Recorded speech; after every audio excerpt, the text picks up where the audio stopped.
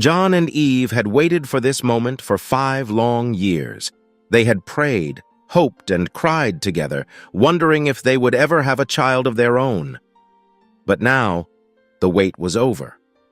Eve was pregnant, and today their home was filled with laughter, love, and the sound of music as friends and family gathered for their baby shower. The decorations were perfect. Blue and white balloons floated in the air, a huge banner that read, "Welcome Baby," hung across the room, and tables were filled with delicious food and drinks. The excitement in the air was almost too much to handle. Everyone had been waiting for this baby just as much as John and Eve had. When it was finally time for the big reveal, Eve held on to John's hand tightly. Her heart pounded in her chest. The moment felt unreal. The room went silent as John popped the big black balloon. Blue confetti burst into the air. "A boy!" someone screamed. Cheers and claps exploded in the room. Eve covered her mouth, her eyes filled with tears. John pulled her into a tight hug, whispering, "We're having a son, Eve, a son." It was the happiest day of their lives. After the reveal, the party continued with music, dancing, and fun games. Laughter echoed through the house as guests played Guess the Baby Food and Diaper Changing Challenge. The smell of cake and freshly baked cookies filled the air, making everyone feel warm and at home. Then came the gift presentation. One by one, guests stepped forward, handing beautifully wrapped presents to the couple. John and Eve couldn't believe how much love they were receiving. The next day, they started unwrapping the gifts: baby clothes, tiny shoes, soft blankets, a baby crib, and so many more gifts piled up in their living room. And then there was the teddy bear. It was big, soft, and had a friendly face with shiny black eyes. The moment Eve saw it, she gasped. "Oh my goodness! Look at this bear, John! It's beautiful!" She ran her hands over its soft fur, hugging it close. "I love it! Our baby will love it!" John chuckled. "Yeah, it's adorable." They carefully placed all the gifts in the baby's room, arranging them with so much love and care. The tiny clothes hung neatly in the closet, the crib stood ready in the corner, and the soft toys were placed on the shelves. The teddy bear sat right next to the crib, watching over the room with its shiny black eyes. Eve lay in bed, her hands gently resting on her swollen belly. The house was quiet, but inside her mind, a storm was raging. That night she had a terrible dream. She saw a dark room, lit only by the soft glow of the moon.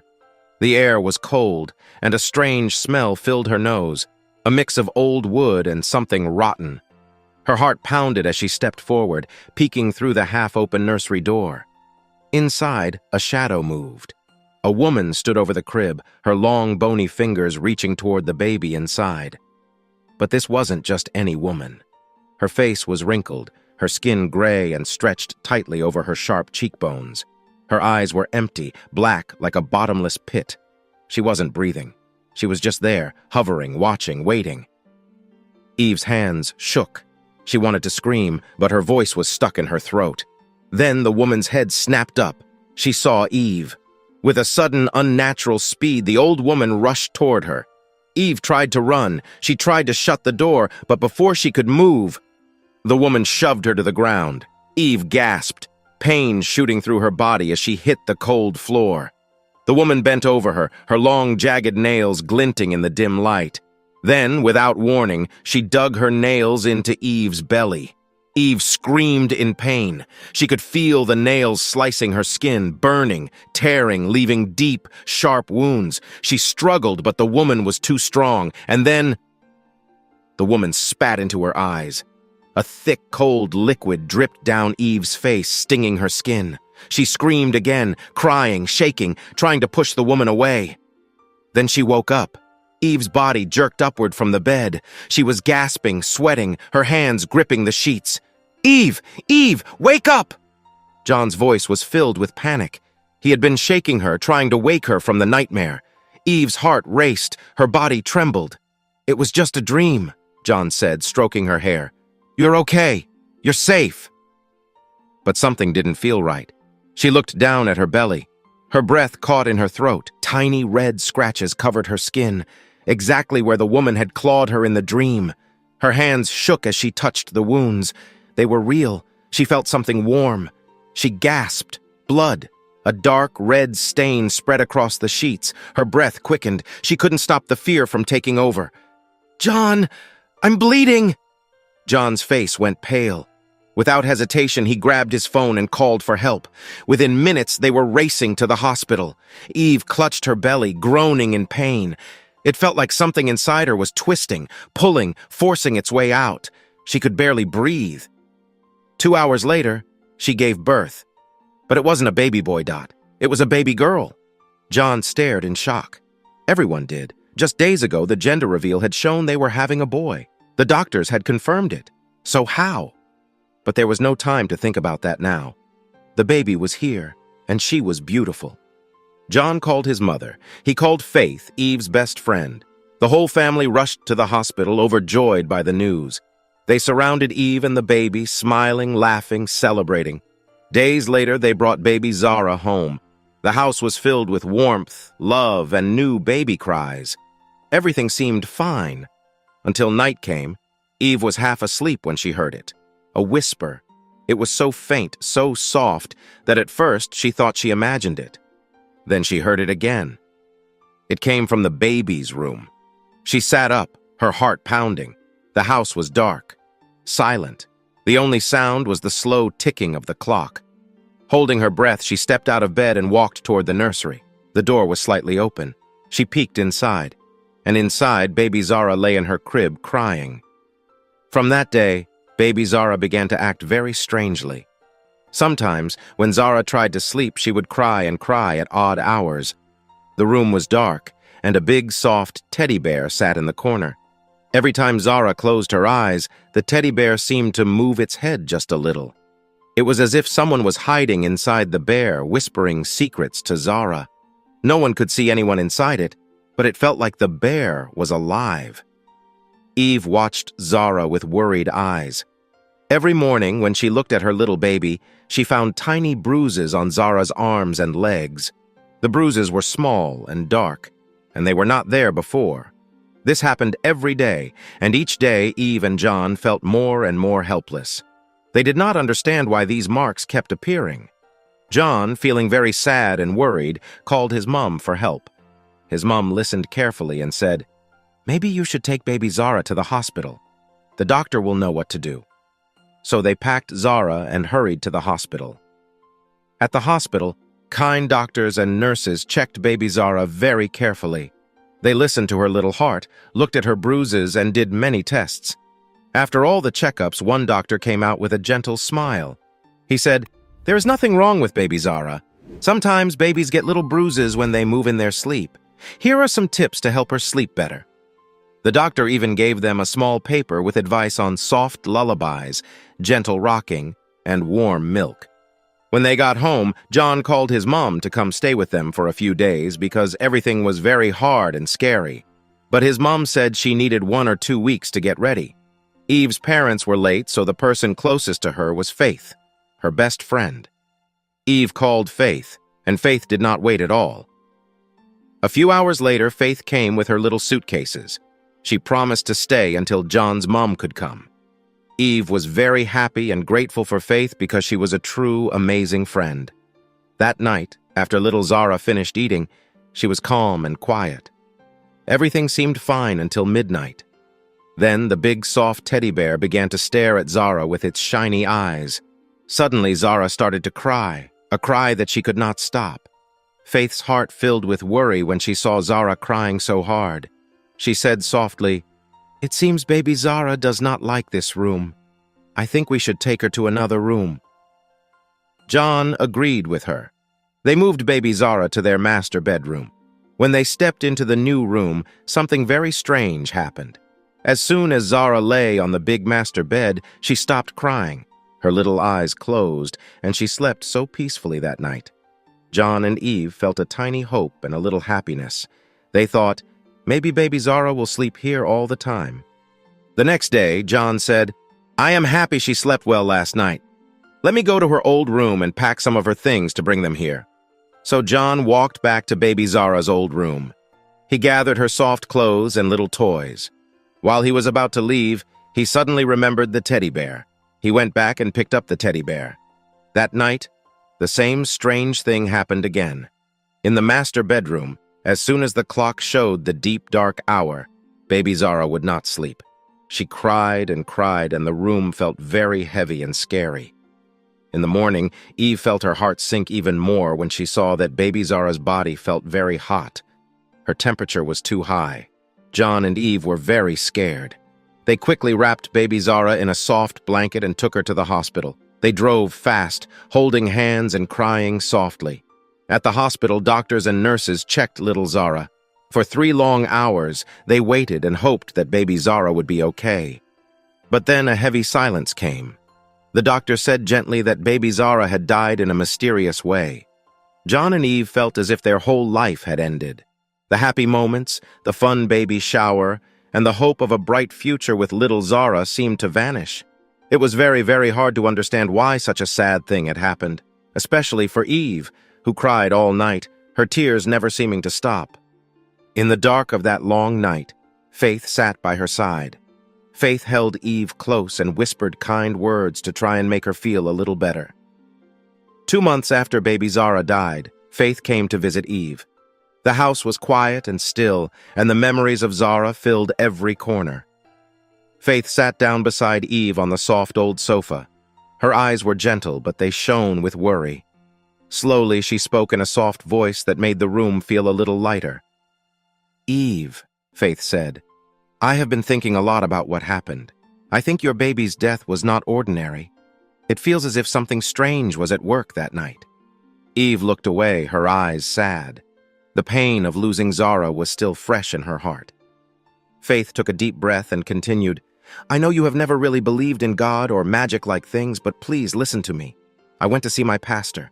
I spent 2 whole weeks fast and prayed every day. I did it with all my heart, and then my pastor told me something important." Faith's voice dropped to a whisper, as if she was sharing a secret. "He said that you should pray and fast for 2 weeks. He believes that after that, the Lord will show you what really happened to your baby. I really can't shake this feeling that there is more to this mystery, Eve." Eve's eyes filled with tears as she listened. She shook her head slowly and said, "Faith, I am not going back to God. I don't believe in God anymore. I used to, but after everything happened to my mom at the hospital, after all our prayers and fasting, I feel like God did not care. I think He might only love some people and not others. I feel so lost and hurt that I cannot go back to Him." Faith reached out and gently held Eve's hand. "I know it hurts, Eve. I know you feel so alone and betrayed, but sometimes when our hearts are broken, we need a little hope to help us heal. I am here for you, and I believe that if you try to pray and fast again, you might find a clue, a sign, that will help you understand why this happened." Eve pulled her hand away slowly, looking at the floor. Her voice was soft, almost a whisper.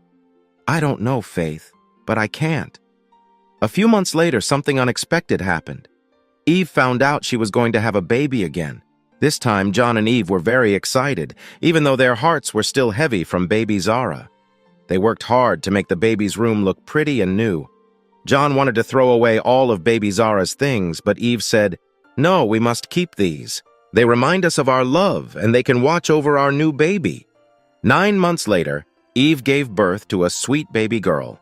They stayed at the hospital for 2 long weeks because the baby had many troubles when she was born.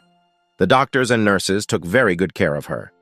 Finally, when the little girl was strong enough, John and Eve took her home. But as soon as they were home, something strange began again. At night, as the house turned dark and quiet, the baby started to cry. It was the same cry that baby Zara had before. The soft sound of tears and cries filled the night, and it felt as if something spooky was coming back.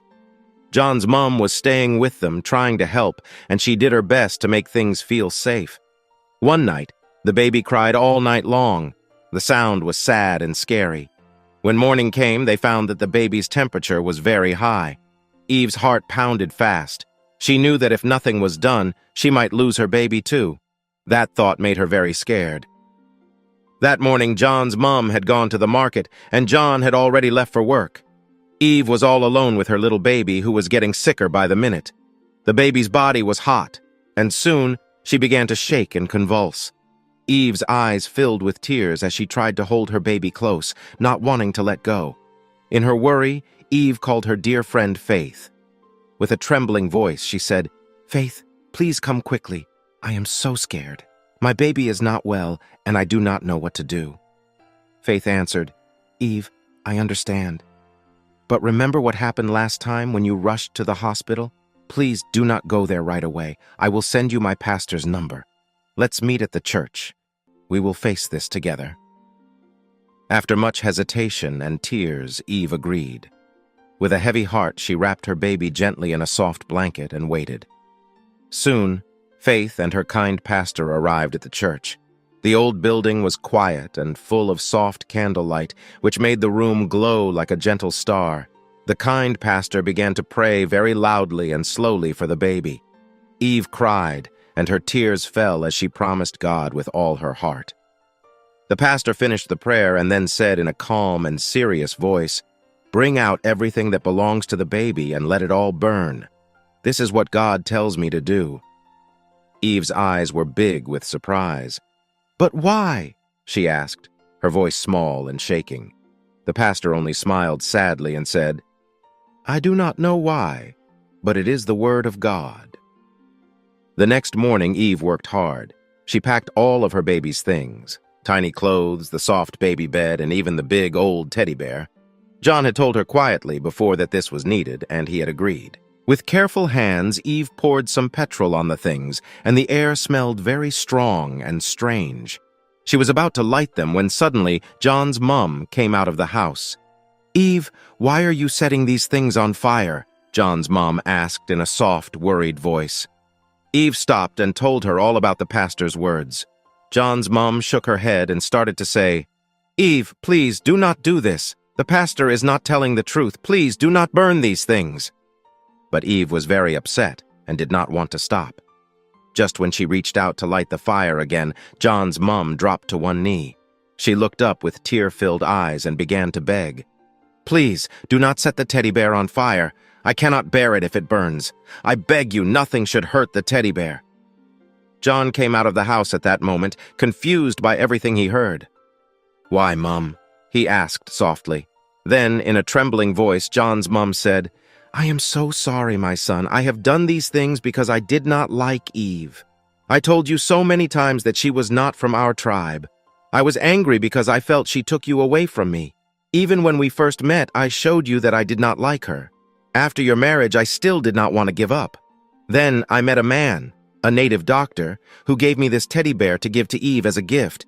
But he said it was a magic bear meant to hurt her baby so that she would leave you, or you would throw her away." John's and Eve's eyes filled with tears. In that moment, everyone was crying. After many more tears and heavy hearts, Eve, still crying, quickly set the whole pile of baby things on fire. The flames danced slowly in the early morning light as the smoke curled into the sky. When the fire was over, she went back inside. John's mom fell on the floor, shouting, "I am finished! I am finished!"